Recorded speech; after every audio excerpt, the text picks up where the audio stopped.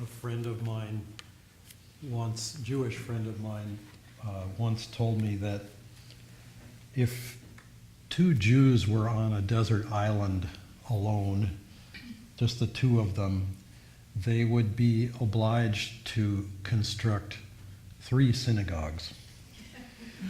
One for each and one to share.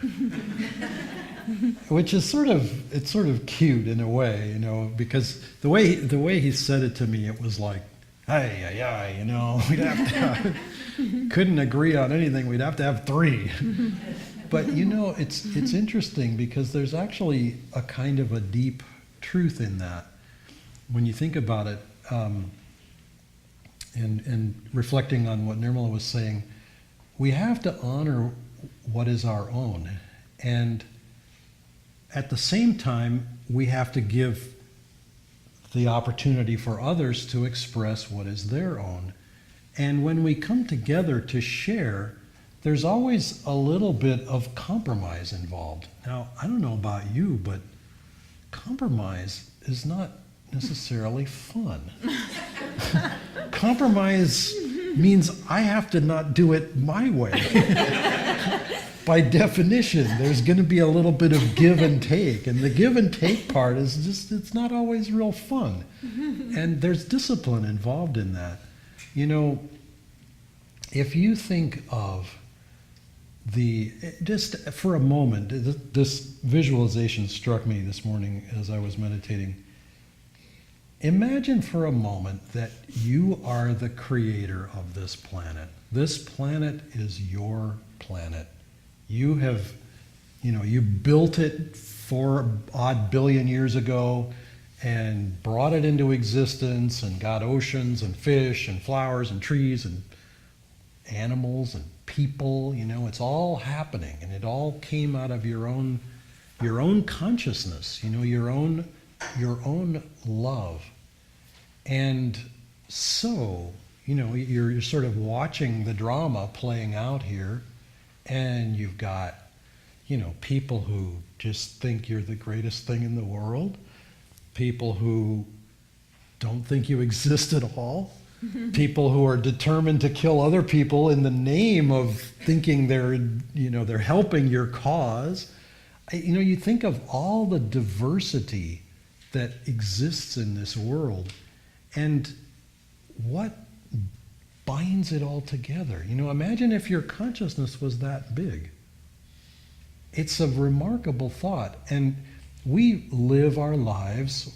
We all came out of some kind of family situation, whether harmonious, unharmonious, whatever it was. We all grow into the path of life that's in front of us. And if you think of what is it that love represents, if you're going to truly love someone, it's going to involve compromise, it's going to involve responsibility, it's going to involve helping them, it's going to be expensive. Seriously, you think about it. If you're gonna have kids, expensive. You're gonna really care about someone.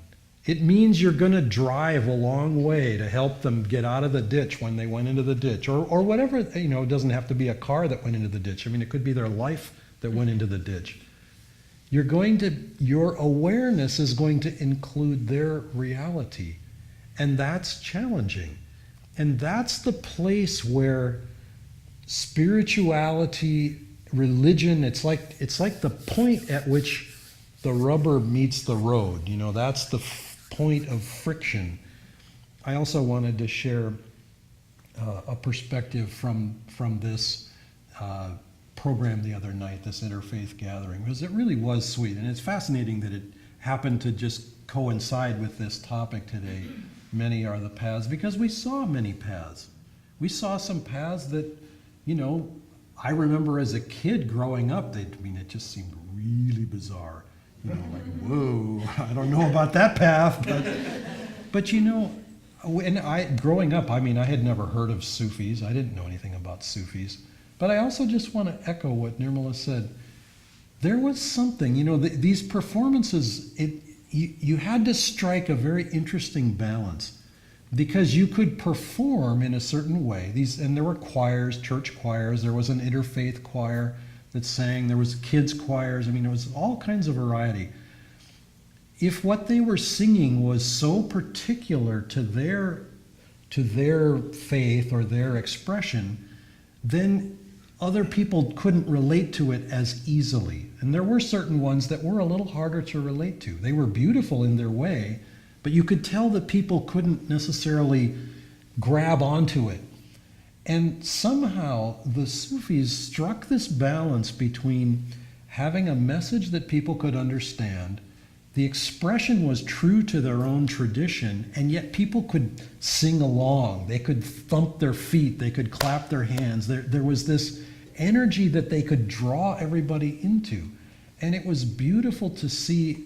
But what was more striking to me, wasn't the song or the particular musical thing. It was themselves. You could feel that there was something real. You could see that the process was working. And I've over the years being around Swami Kriyananda, we've been with him. We were with him in many situations where he was with other saints, other spiritual teachers, other groups would come, and you could really just see, yes, Divine Mother has a very particular expression of her blessing and her grace that's flowing through that person or this group or this way. It was lovely, lovely to see. I remember in particular, a Swami came to visit our home in India, and we served lunch for him. Older fellow. He actually only lived another year or two after we met him. He was in his mid-80s at the time, older than our Swami even at that point, which was saying something. And when he visited, he gave our Swami a saying that Swami repeated a number of times later in public. He said, Hinduism, people think, as particularly in the West, they will think that Hinduism is idol worship, I-D-O-L.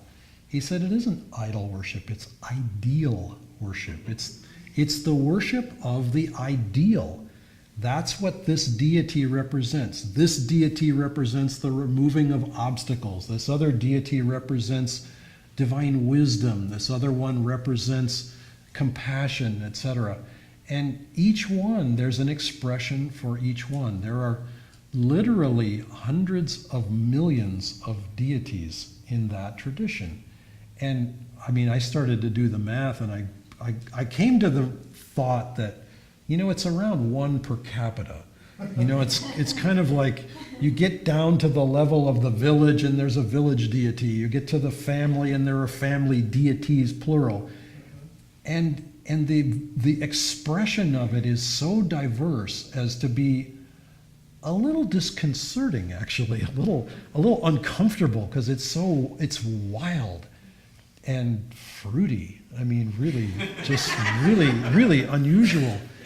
And yet, you think, coming back to this topic, you think, here's a way that everyone can grab onto something that's for them, that is unique to their own life, that's real for them.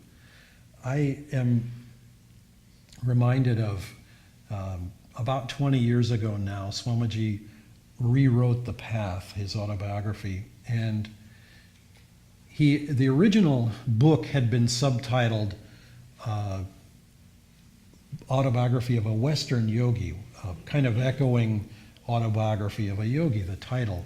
And that's the way the book was when I bought it. But in 1996, he rewrote it and he re-subtitled it.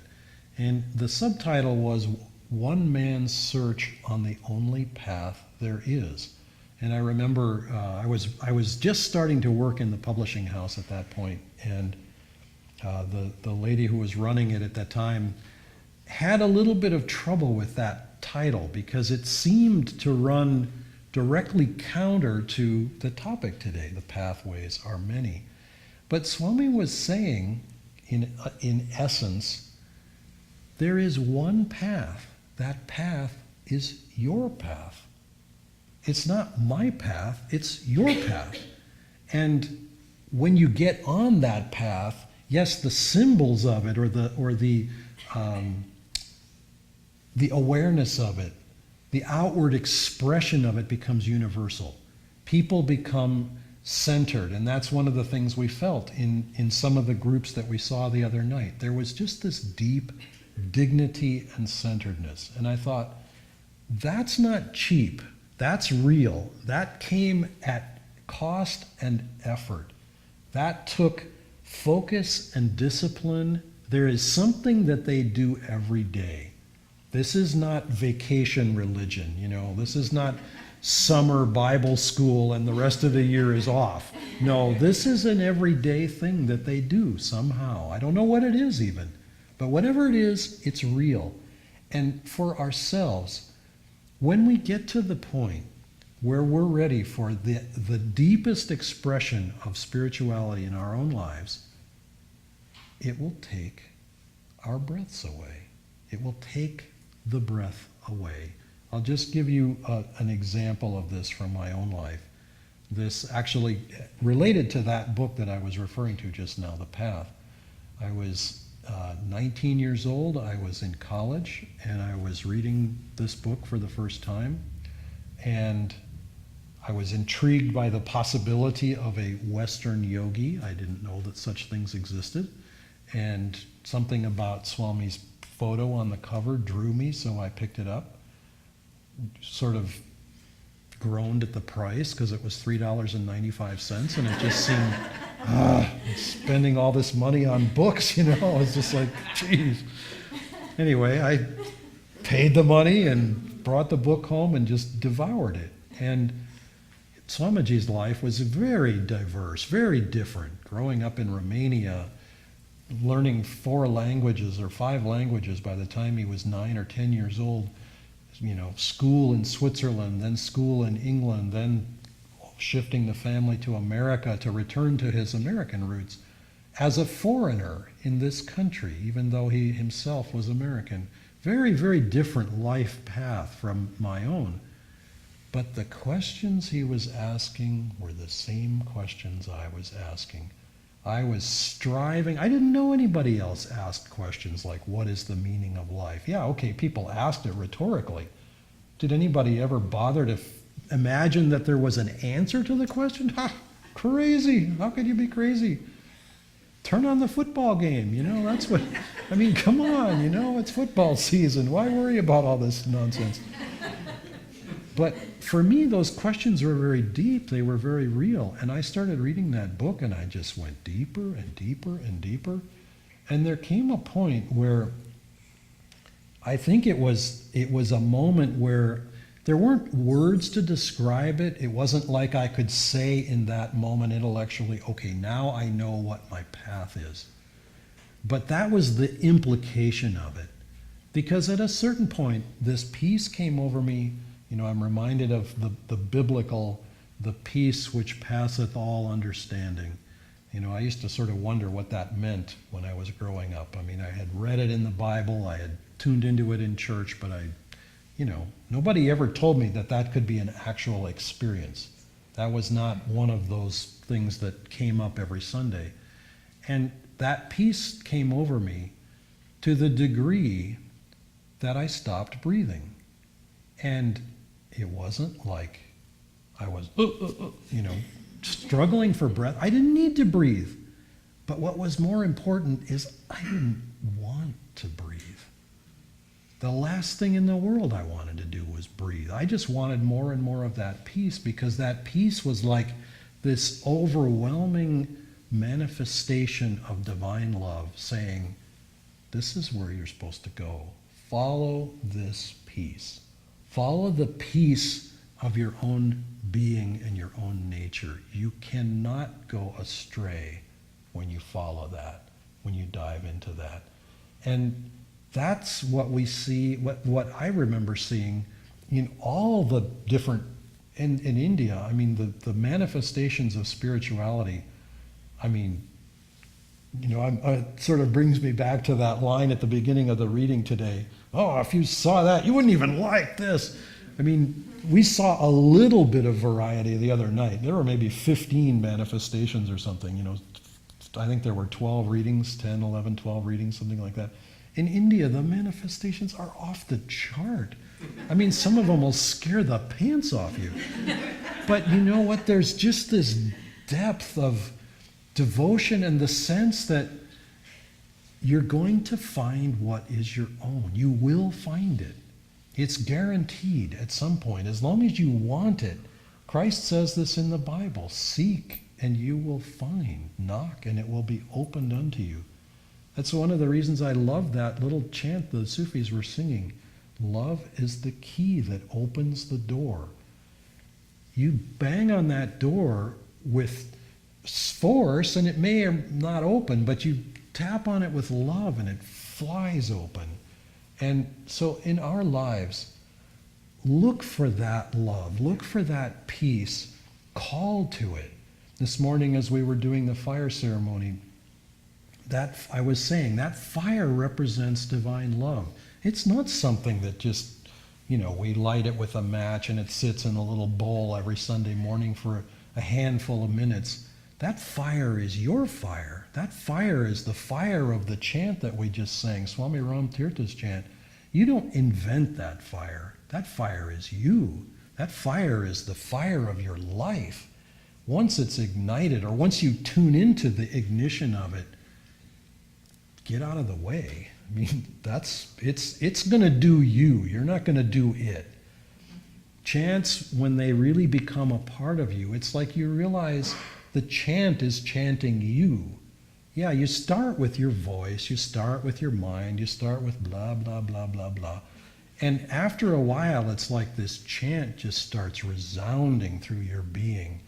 That's the meaning of taking the affirmation deeper and deeper and deeper.